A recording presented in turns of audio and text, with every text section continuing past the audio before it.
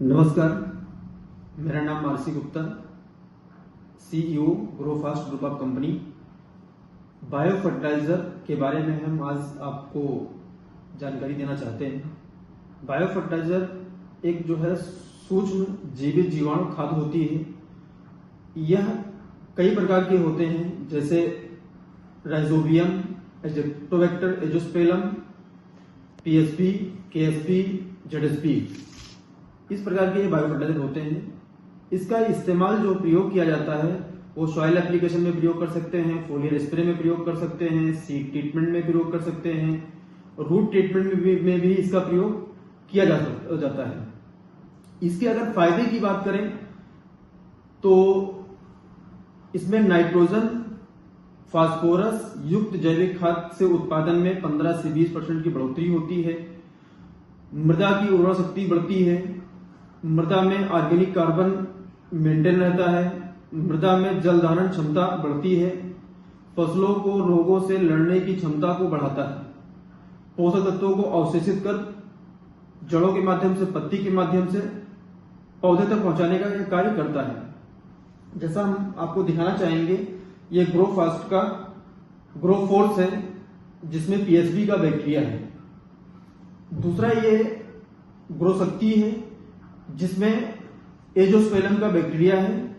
ये जो प्रोडक्ट है, ये फास्फोरस जो जमीन में अघुलनशील अवस्था में पड़ी रहती है, उसको घुलनशील बनाकर जड़ों के माध्यम से पौधे तक पहुंचाने का काम ये बैक्टीरिया करता है।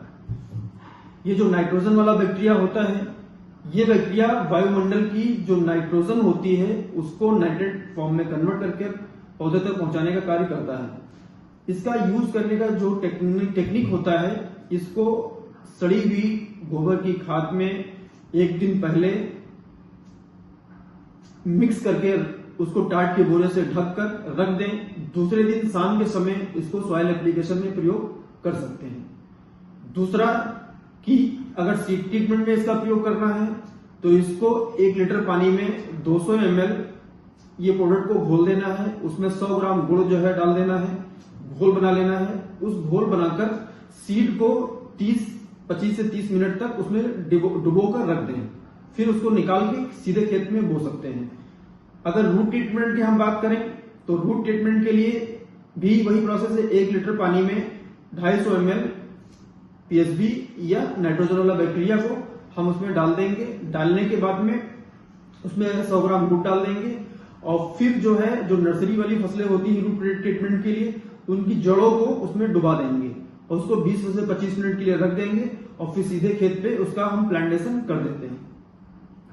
तीसरी बात कि अगर हमको इसको फोलियर स्प्रे करना है तो एक 16 लीटर की टंकी में इसको 100 ml तक डालकर हम सीधे खेत पर स्प्रे कर सकते हैं।